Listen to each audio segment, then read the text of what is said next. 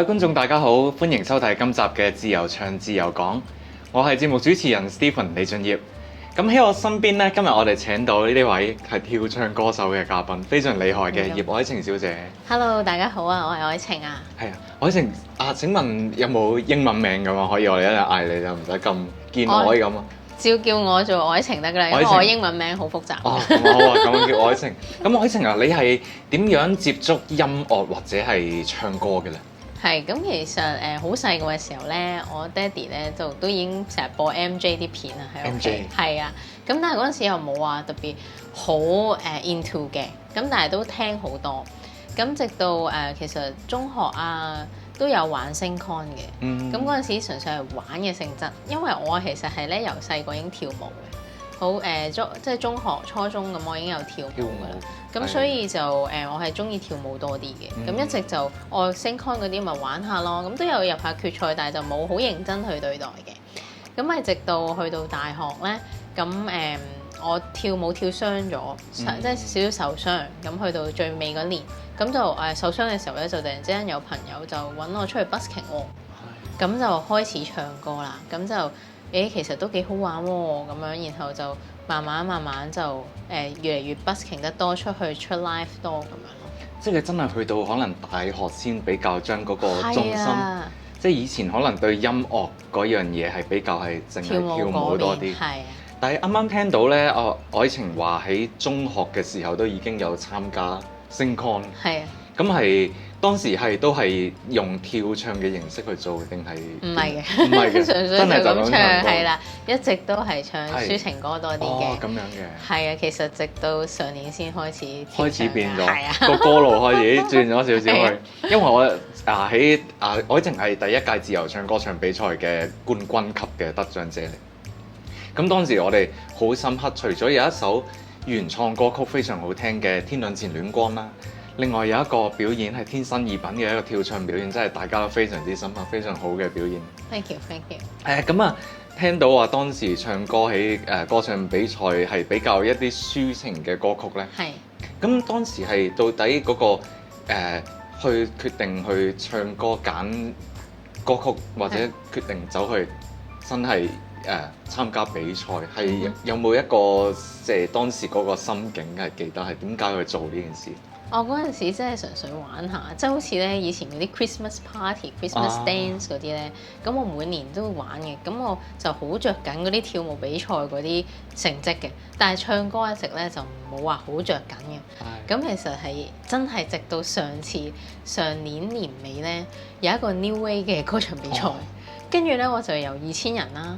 咁我冇諗過嘅嗰陣時，一直到咁我就出抒情歌啦，一開頭，跟住之後又入咗喎，咁我就唱原創歌啦，我首原唱歌啦，跟住然後我就再又入咗喎，唔知點解一路入，即係由2000入到100又50，跟住之後225，跟住就 final 咁樣，跟住就出我諗下不如試下唱跳啦，即係因為以前喺 dance 度都有準備過一樣嘢咁嘅嘢，但係冇攞到出嚟用。即係有試過準備一首歌叫 Aga 嘅 Mizu 嘅，咁嗰陣時就排咗一隻，咁就不如試下我出歌出冇嘢出啊！即係冇理由第3彎都嚟抒情歌啊嘛，要揾啲殺手鐧出嚟。跟住之後就試咗，跟住試完之後啲評判又覺得好中意喎，咁我就之後就再嚟多首陳蕾嘅屈機，跟住之後就入咗 final， 跟住佢喺 final 嘅時候就嚟首 Collar 嘅 Speak Love， 跟住就入咗第5名咯。咁其實咁樣之後，我先開始玩呢樣嘢，同埋表演多用呢一個 format 嘅。以前一直以嚟都係抒情歌嘅，係 busking 都係抒情歌。即係當時都甚至可能冇太諗過咩原因去參加比賽。冇嘅，淨係玩啦咁樣。因為 New Way 嗰個又係好方便，好近我之前嗰間公司咁樣，跟住就去玩下啦咁嘅心態啫，就冇乜諗嘅，係啊。係啦，由一開始可能淨係跳舞，跳舞有冇參加比賽？有嘅，跳舞又參加比賽，跟住又後尾唱歌，後尾兩樣嘢拍埋一齊。係啊，就變咗而家一個自己嘅signature咁咯。係啦，咁其實咧跳舞嗰陣參加比賽係一個可能係咪團隊咁嘅形式？都有，冇咁多個人嘅決定去參加係。都有嘅兩種嘅，即係可能以前我喺 Poly 啦，我讀 Poly 嘅時候咁就會玩 dance 嘅。咁 dance 好就會團體出嚟排嗰啲 choreography 排舞嗰種，咁就團體形式。咁但係有時候都會有一啲細嘅 battle 仔咧，就係 one on one 或者 free on free 咁樣嘅。咁啊街舞形式嘅，咁嗰啲我又有玩嘅。咁我自己其實都中意街舞多少少嘅，因為始終排舞啊團體咧就要花費嗰個時間更加多啊，即係要 mark 一啲好細嘅 step 啊，咁我就會覺得啊，其實 solo 都幾好咁樣。solo 都幾好，同埋可能大家即係個時間上係啦，唔使教啊，自己練啊，一個人就可以咁樣咯。係啊，係啦，啱啱聽到你話個跳舞可以有啲街舞，本身街舞呢個文化係咪本身都充滿一啲可能競技啊？比較即係已經係比賽嘅概念嚟，係點樣㗎？可唔可以介紹俾我哋啲唔係我哋業餘嘅朋友咧？咁可能會有一啲街舞老師啊，咁佢哋有時會搞一啲比賽嘅，或者啲朋友仔，咁佢哋咧就會邀請一啲外國可能海外嘅 judges 過嚟，咁嗰啲就好 professional 嘅。咁然後咧佢哋都可能有機會做埋 judge 嘅。咁然後可能一 round 入邊，咁佢就可能定嗰個 theme 咧係 all style。定係咧，可能淨係 hip hop 類型嘅 locking 類型嘅，咁樣去 one on one 咁樣比賽啦 ，3 on 3啦，5 on 5都有機會嘅。咁通常 one on one 啦，咁佢就睇下我就參加咩 category 咁樣。然後咧，我哋就會有唔同形式，因為可能有機會好似唱歌咁都要海選嘅，即係可能好多人玩嘅話，佢就會海選，佢就未必俾你第一 round 就咁樣 one on one 對嘅，咁就可能排50個人出嚟，跟住然後一個人出嚟跳50秒。跟住就下一個，跟住然後計分，咁就可能再入，然後可能入到18強，咁你先咁樣1對1咁樣去再 battle，咁樣就可以你出一 round 對住跳，佢又出一 round 咁樣對住跳，跟住就即刻個評判會判我要呢邊贏咁，嗰一刻就知㗎啦。即刻就知結果，非常之緊湊嘅一個活動嚟。咁如果將當時呢個跳舞嘅比賽概念，你係點樣將佢拍埋唱歌，變成而家你做緊嘅一啲日常嘅活動呢？係咁嗰陣時，其實我想表達一樣嘢咧，就係其實唱跳咧同我跳街舞咧又會有啲分別嘅。係啊，因為咧其實咧唱歌好多時候咧可能跳唱都係由K-pop 嗰度紅起啦，嗰個風氣。咁其實你記得以前嗰啲 Girls Generation 咧，佢都係 Nobody but you。佢其實好簡單嘅動作嘅啫。咁其實佢哋冇乜呢一啲 groove 好大嘅一啲 hip hop 嗰啲動作嘅。咁但係近年係開始有嘅，即係例如 New Jeans 嗰啲咧，佢有加插呢啲成分落去嘅。咁其實呢個都係我可能之後會想試嘅一個路線。咁但係如果話現有嘅廣東歌入邊咧，其實你見咧就唔係話好多咧用一啲 hip hop 嘅成分，都係排舞嗰啲多啲嘅。咁佢哋就會可能上身同下身喐動嗰個幅度冇咁大嘅。咁所以我都會就住嘅，即係我唱嘅時候，一嚟我要睇本身，因為嗰首歌係寫俾嗰個歌手嘅，咁我就要迎合翻，始終都係唔可以太偏離啦。咁我就會迎合翻嗰位歌手，可能佢唱嗰個風格係要女仔少少嘅，咁可能我平時跳啲 hip hop 又係型格啲嘅，咁我就可能會加少少元素落去，但係就唔可以太多。咁就就翻嗰一首歌咁樣去比賽咯。如果唱跳嘅話，就要係啦。咁其實坊間歌唱比賽真係非常之多啦，但係好似感覺係針對俾唱跳歌手嘅比賽又唔係好見㗎喎。係啦，得一兩個嘅啫，有玩過一個嘅，係啦。咁實際上參加嘅時候，即係可能個選擇或者香港嗰個土壤未必俾到咁多，可能一啲好即係一啲好公正或者好最頂級嘅專業評價，唔係所有地方都俾得到啦。咁呢一個情況，你係有冇點樣去適應，或者將可能本身自己完全徹底嘅專業嘅舞步，同我哋呢個可能歌唱比賽嘅世界去做一個平衡，有冇做過？咁其實好多時候可能唱歌啲朋友啊，即係可能阿 Sam 啊、Christy 佢上嚟做訪問嗰兩位啦，咁佢哋其實都係我好朋友嚟嘅，咁佢哋都有同我講話。其實咧，有時候你呢一樣嘢咧係你嘅利器嚟嘅，但係同時間可能會有啲位會輸蝕啊，因為即係唱歌比賽，你一定就係睇唱歌先。咁我哋跳嘅時候一定係會有啲喘氣嘅，即係相對你企喺度唱，一定係企喺度唱會穩定好多。咁如果你淨係聽唱歌嘅話咧，咁有啲評判嗰個口味就會係我淨係聽唱歌，有啲評判咧就會覺得跳舞咧就好加分，所以咧其實係有時候都會要知道有呢一個心理準備，係每一位嘅評判有唔同嘅標準咯。咁我亦都唔會話好失落，佢如果係覺得我因為跳舞然後失準唱歌上面，咁我又唔會因為咁我又會進步下咯，諗下點樣可以穩定啲啦。咁我亦可能對比賽嗰個心冇話我一定要贏嘅，因為有時候我見到我啲朋友如果佢好努力佢哋贏咗我都好開心嘅，咁所以我又唔係話真係個成績係第一咯。雖然話有結果係好嘅，咁梗係開心啦。咁但係就我都係會努力咁樣去嘗試多少少啦。咁有跳唱嘅歌唱比賽梗係玩啦。咁但係如果冇嘅，咁我都會覺得我跳舞都可能係一個優勢咯。咁係咯，可以俾人認到啊咁樣。係啱啱聽到愛情嘅個心態都好似好開放嘅，其實有少少係咪你有少少好似係揾觀眾揾知音多過話我要攞呢個獎？都係，好似係咁嘅心態。係啊，都係。係啦，咁你以前過往可能喺唔同地方比賽嘅時候，嗰個心態係咪都係表演行先，即係唔使理咁多嗰啲真係實際上係有咩收，即係實際上獎品上嘅收穫？之前嗰啲表演啊，有時候我都會即係可能有啲車馬費啊，咁其實我都覺得好好啦。係啊，雖然即係好多時候都話，你唔好做爛事啦咁啊，咁但係我都睇情況嘅，即係我都會盡量 request 下，車馬費都要有嘅，即係唔可以完全冇咯。有時候因為好多可能出面做慈善嘅，咁可能真係乜都冇嘅，咁我就要睇下佢個 brand 係咪其實都好多啊。即係前排我都去奧比斯嗰度做咁樣，咁做咗表演啦，咁又一口氣都唱咗5首跳唱咁樣啦。咁其實佢哋都係冇車馬費嘅，咁但係我見到佢嘅性質係真係非常之係慈善，同埋係幫到啲即係山區嗰啲小朋友嘅，咁我就會 depends 咯，有個影響喺度。係啦，咁樣咯，即係你要睇。咁呢個大家都可能八卦咧。其實做跳唱歌手喺香港或者去表演咧，嗰個酬勞咧，方唔方便透露？例如低起上嚟，有啲人會俾幾多；高起上嚟，大家會點樣俾？可能會真係冇錢，即係好似奧比斯嗰啲咁樣咯。咁但係如果話又正常有啲市集啊，有時都或者係我前排去西九啊，咁但係我唔係唱跳嘅嗰個就。西九嗰個開幕禮啦，幫佢哋一個街頭開幕禮，咁嗰啲都會俾到錢嘅，即係成 team 咁俾啦。當然係，因為我有埋啲樂手嘅，咁啊成 team 咁俾，你當5000蚊到啦，咁樣咯，一次咁啊同 per se 一齊合唱嘅。係啊，係啊，係啊，差唔多咁樣。咁你覺得而家香港提供俾跳唱歌手嘅舞台足唔足夠？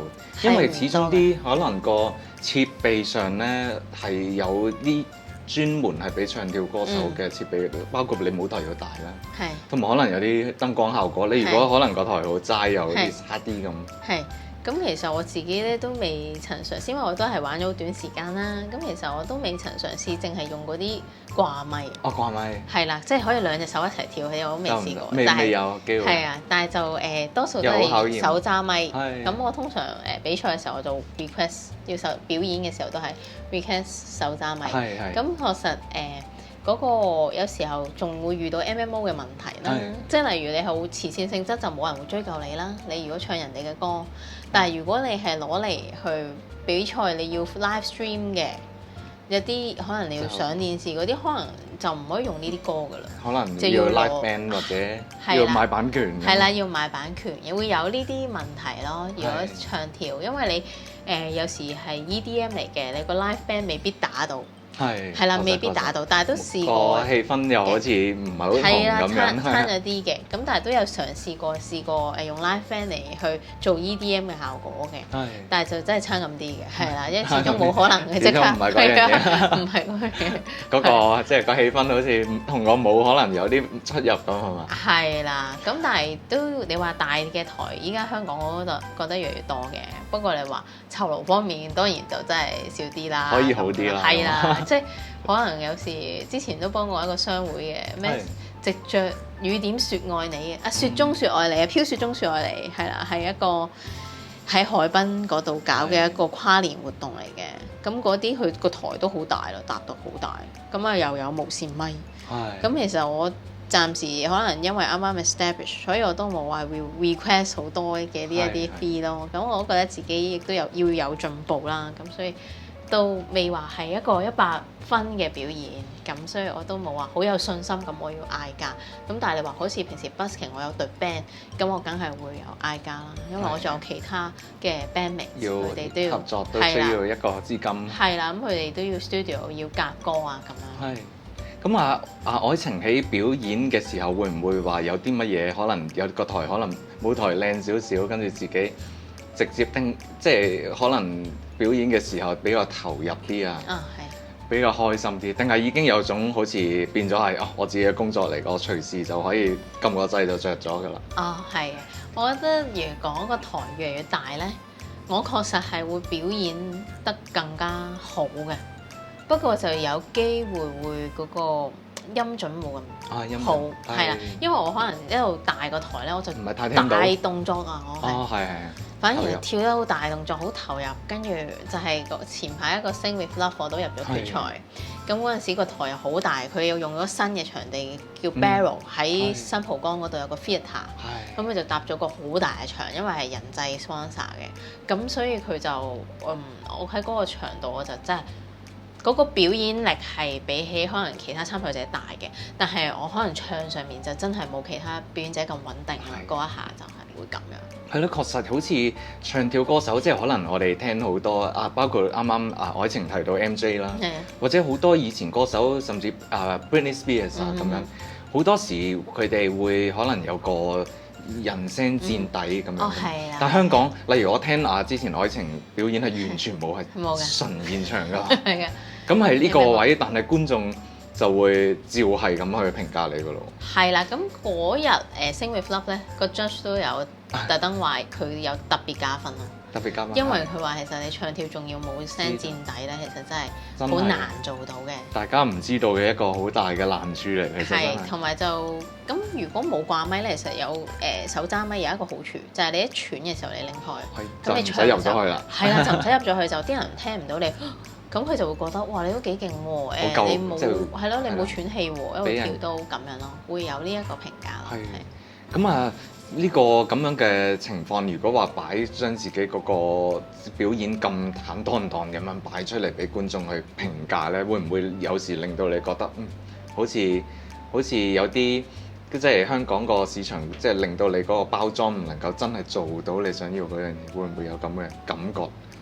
都可能嗰個市場上面係，其實我覺得啲人係中意睇嘅。中意睇。講真嘅，因為我啲朋友嚟呢，即係有時有啲朋友嚟支持我比賽啦，或者表演，咁佢哋可能睇得多啊，因為可能10幾個人入咗決賽，咁佢可能睇到中段已經覺得個個都係唱，喺度唱，咁一到我呢，佢哋就話啲人呢就即刻個個都記得及翻，因為可能好多係。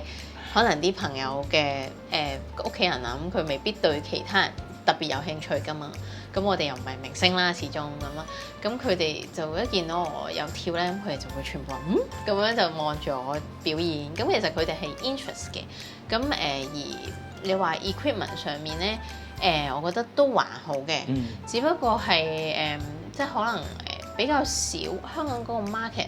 比較少人去做呢件事咯，即係可能依家可能阿 Marv 啊嗰啲，即係阿 Jace 啊咁樣有做到呢啲，但係其實都比較少，好似以前去到容祖兒嗰個位置，即係去到佢咁專業嘅程度，就我覺得暫時未有咯。即係真係去到一個好流行、好普及。係啦，好流行、好普及啲，個個都聽你嘅歌。即係以前嗰啲歌係啦，即係隆重登場嗰啲，即係個個都好識係啦。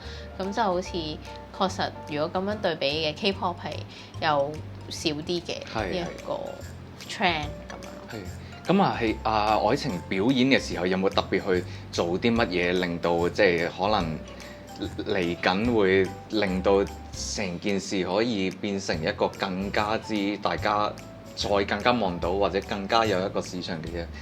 有冇自己有啲咩盤算去做緊？盤算咁其實我依家都有同啲音樂朋友仔咧去準備緊我跳唱嘅一首歌嘅，特登就係寫俾我嘅。係。咁就係一首跳唱嘅歌嚟嘅。係一首屬於自己嘅原創跳唱歌。係啦，咁我就想加翻少少係我覺得可以唔同啲嘅位。因為嗱，其實你見到阿 Marv 嗰種咧，就好有佢自己個人風格啦。咁佢就即係好難啲人會去翻唱到佢啲歌嘅。咁其實我都會想，可能會唔會試到一首係大眾接受到多少少先嘅，即係好似以前容祖兒嗰啲感覺先嘅。但係當然會切合翻依家嗰個 trend 啦，即係依家嗰種 EDM 呢個年代嗰種嘅係啦，嗰種嘅音樂嘅 beat 嗰啲嘅配樂咁樣去編出嚟嘅。